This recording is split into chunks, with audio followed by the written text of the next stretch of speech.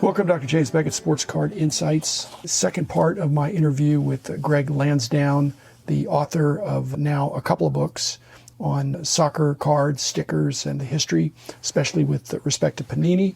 Historical stuff as well as current. Appreciate the hard work he's put in. Really appreciate people in the industry that dig deep and are willing to share their knowledge and publish it. So thanks, Greg. This is our discussion about soccer cards and soccer stickers. So thanks, everybody, and here it is.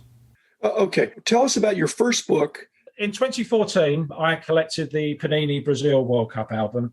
At that time, I was a relative lapsed collector. I had collected a lot in the 80s and 90s, but hadn't collected too much up until about 2012 when I found all my old albums and decided I was going to try to finish them all. I enjoyed that process so much that in 2014, they were giving the Brazil 2014 Panini sticker out in supermarkets and newsagents for free, which is not something Panini had done before.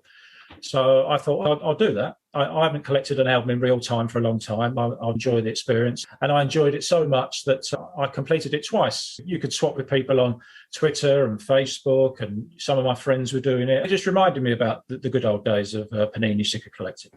As a writer, it then got me thinking, this is Panini's biggest ever selling album. At that point, they'd been going for more than 50 years. How do they keep capturing generation after generation? I thought, nobody knows a lot about Panini. If no one else is going to do it, why don't I write a book about them? So I pitched an idea to a publisher. They agreed. It wasn't just about Panini. It was actually about the history of all football or soccer stickers in the UK, all the brands. And it also went back to when it was cards as well. What I uncovered was a story I wasn't expecting at all. Now, having read a lot of books about the American sports card market since then, it had a lot of parallels with the scandals and some of the murkier people involved in the industry. There are also a lot of good people, but I thought it would be an entirely wholesome industry because the concept of football sticker collecting seemed wholesome to me. It was a very interesting story. It got turned into an ITV documentary 2 years later, and I just seemed to keep writing more and more about collectibles, not just soccer, but also other sports and women's sports, and even some articles for Beckett magazine. And it just kept on going. My first book wasn't very image-led, because that is, after all, what collectibles are about, the image. I wrote to a publisher in 2017 and said, I feel there's another book in this. This time I want it to be about Panini. This time more image-led. After 4 years of discussions with Bloomsbury and then Panini, it was decided at the start of 2021 that we do an official book to mark the 60th anniversary of Panini, which is this year, since they released their first ever album, the 61-62 Calciatore album. That is what this book is now. It's published on November the 25th. And it's already been doing very well on Amazon, and I've been doing a lot of promotion for it. It's good for people who like nostalgia, but it also comes up to date with more recent albums. It covers all the Women's Soccer World Cup albums and Euro album, and tells the story of all these tournaments. It's got some quirky sections about haircuts and moustaches and managers when they were players, so when they were a lot younger. And I was sent a pre-publishing copy a few weeks ago, and it's always anticipatory, always worry, but I'm not being biased to say that I think Bloomsbury have done a really good job. My first book was pretty much self-published, and it had three components, as you said. There's the story, the informational aspect, the pictures, but then the third thing we had was price guide. And I'm wondering how you dealt with the matter of a price guide or prices in your first book or this second one. First one, I would say, in terms of figures, all I would have touched on would have been the price of packets of stickers, the price of albums, how many packets were sold per album. But there wasn't a lot of information around for that. The relative companies didn't like giving information out in terms of how much their licenses cost, because knowledge is power for the other company. In terms of the value of stickers, for my first book, it was completely alien to European collectors. There was no value in terms of every sticker. If you went on eBay in 2014 and tried to get that Diego Maradona sticker that went for $555,000, in 2014, I would imagine you could get it for $10. It just wasn't something that we thought about. The only album that had a premium in that first book, Stuck on You, would have been the first World Cup album, Mexico 70. So that was going for several £1,000s then, and it's going up now. But the individual stickers were also going up a bit, but nowhere near what they were now. Now, in terms of the second book, there's no price guide because the book is just aimed at UK collectors. There's a lot of interest in Europe, and I'm sure a lot of people from America will be interested because of the rookie card nature now, and to learn a bit more about the players from the 80s and 90s and the 70s. But it covers albums. One of the main sections is the golden era of UK Panini albums from football 78 to 93. 7, there was a Paul Gascoigne rookie. There was a Gary Lineker rookie in football 84. So I'll touch on that. But I think because the value of these stickers are going up week on week, whatever I put in this book, which was signed off in April, would already be massively out of date. So there aren't many values given because I'd be made to look silly by the time the book came out. But certainly I do flag up certain stickers which are massively increasing in value because they are rarer. Would you say that eBay is the primary marketplace where these are being bought and sold for specific stickers and players and rookies?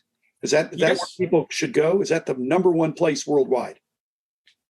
I would have said yes, probably, up until 18 months ago when the North American collectors landed in terms of, obviously, they've been on eBay collecting cards from their own sports that they follow more avidly. But from 18 months ago, now you don't get anywhere near as much value. You will have to pay a hell of a lot more than you would have done 18 months ago. So I think a lot of people are trying to do more private deals on Facebook or Instagram or Twitter, or there's several other marketplaces. Sometimes people will put a collection of albums on and they might not know the value. So some people can almost take advantage of these people. There are specific sports auctions, but there are far fewer bargains to be had now than there were 18 months ago because people have cottoned onto it. If you go on Instagram now and look at soccer cards and soccer stickers, every hour there seems to be a post about somebody, this is my newest rookie and I got it for this amount, or I'm selling this card or this sticker. People have wisened up. There are bargains to be had, but far fewer than there would have been 18 months ago.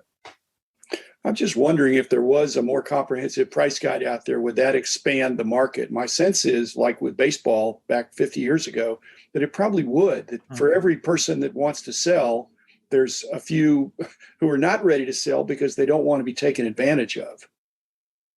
I subscribe to Beckett's Sports Card Monthly, and I think people in the UK and Europe would be surprised when you have your hot list section. Soccer is bracketed with the other sports. Now, to anyone in Europe or South America or Africa, they would be astonished to see soccer as another sport. Globally, it is the biggest sport. In America, there's huge growth to be had, even expanding the price guide in the Beckett magazines. And I would like to be involved in a Beckett magazine equivalent in the UK. But we know these days it's a big struggle. I've edited and written many magazines in my time. If this explosion happened 15, 20 years ago, I would have been the first person writing to publishers suggesting that we do a magazine like that. Even now, I still wouldn't rule it out, but it's a lot harder. But certainly the information is required, but probably more likely someone would do a website for it these days rather than a print publication. Yeah, and if I were in charge, I think soccer, that's the boost that it needs, whether it be an expansion of the online price guide or an occasional print book or magazine where you could just look through. Because basically, if you have 100 soccer cards, tell the average American one of these is really valuable and the other 99 are not, they're not going to be able to pick out the one without being a very advanced fan. And even rookie cards. Is it a rookie because it's the first appearance of the player or the first appearance of the player in that league? Yeah. Even now, it's mainly American collectors rather than UK and European collectors, but some American collectors won't acknowledge a sticker as being a rookie, whereas to Europeans, stickers are just as valuable as cards. Collective opinion in the culture, but that those opinions and preferences can change. Why do you think it took a relative newcomer in Parkside to produce a major NWSL collection in the US rather than one of the bigger players? Is the confidence in this product still not there? Do you think the success of the Parkside product will see other manufacturers take notice? I think soccer is the emerging category. Fanatics may be taking interest, but Topps is already doing soccer. Panini's already doing soccer. Upper Deck has done soccer. So, yeah, I think they're all looking at it and trying to figure out what league do I want to associate with. The challenge is Americanizing the product for a primarily American audience of collectors/investors. But the larger card companies have in general, more overhead, more marketing machinery that has to get in gear. But I hope they're going to take it very seriously. Panini's been there all along, but soccer is the number one participation and spectator sport in the world. It reminds me of when Upper Deck was starting golf cards back in 2000-ish. We had lots of meetings with them, and they saw it would be important to have a golf price guide, a magazine, some collateral materials and support. We had lots of negotiations with them, and we launched our golf magazine at the same time they launched their golf product, which was Heavy Tiger Woods. The price guide companies, mainly my old company, I think they'd love to have somebody step up, some kind of a joint venture or something. The nomenclature is important of what to call the card, the ability to identify it and authenticate it, grade it, but price it. When that happens, I think the market could explode. If I was much younger, I would do it because I think it's a very exciting and open-ended project. But I am not going to take that on because if I try to do something, I'm going to try to do it really well. My first goal was to level the playing field and bring order out of chaos. And the playing field is not level for soccer right now. There's a lot of chaos with different leagues and a lot of misinformation. If that was all cleaned up, I think soccer could absolutely take off. And it's like the early days of baseball cards. They guard their knowledge to a great degree. They have hard-earned knowledge of what has lower supply and higher demand. They don't willingly want to give that out. I'm fortunate that I had unselfish contributors back 45 years ago that were very helpful in getting the word out there. So I'm bullish on soccer. Simpler days of Panini trading one-for-ones and sending in for the ones you need. That's the charm of the past, but those days are long gone. And Panini knows that, and the other companies know that too. Wondering if you were aware that ProSet were responsible for reviving sports cards in the UK during the early 90s. They only released soccer cards for 2 seasons in the UK, but the first one was so popular that the 2 major players in the market over here at the time, Panini and Merlin, released cards to compete the following season. I don't feel that ProSet has the same respect in the US. Do you think that could change with Leaf revival? ProSet had some amazing innovations and were ahead of its time, but they're one of the companies that epitomizes the junk wax era. My sense is that even the English ProSet cards and those early 90s Merlin, they're overproduced. I basically tried to have a little of every product that came out just so I'd be able to talk about it and have some research base. ProSet was an amazing company. They were amazing for 4 years and then they're gone. But if they single-handedly relaunch soccer in the UK, then hats off to them. If Brian Gray at Leaf can resurrect some of that innovation, which Brian is a very innovative guy, and have more production control and modernize the product, then that would be great. I was a fan of Lud Denny to some extent in the day. He had a vision that other people didn't have.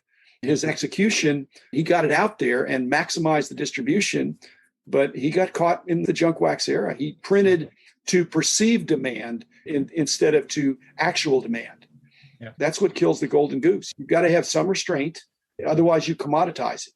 And that's not what a collectible should be. When I was growing up in the UK during the 80s, there was barely a card collection to be found. It was all about the stickers and mainly Panini. Now, in light of the Diego Maradona sticker that sold for $555,000 at a US auction earlier this year, do you think stickers can ever become more of a thing in North America? I wouldn't bet against it. Without grading, maybe not. But with grading, the fact that stickers are generally way more condition sensitive than cards, in the way they're handled, the way they're packed. To get a 9.5 or a 10 of a sticker is extremely difficult. When people look down on other kinds of collectibles and saying that's never going to be worth anything, it's amazing. Now, looking back, the conventional wisdom was wrong. And betting against soccer and against stickers, the fact they're so in the public consciousness, those are positive. There aren't many around now that are 9.5s and 10s of your favorite players. When you slab up a sticker as opposed to slabbing up a card, they don't look different at arm's length. No.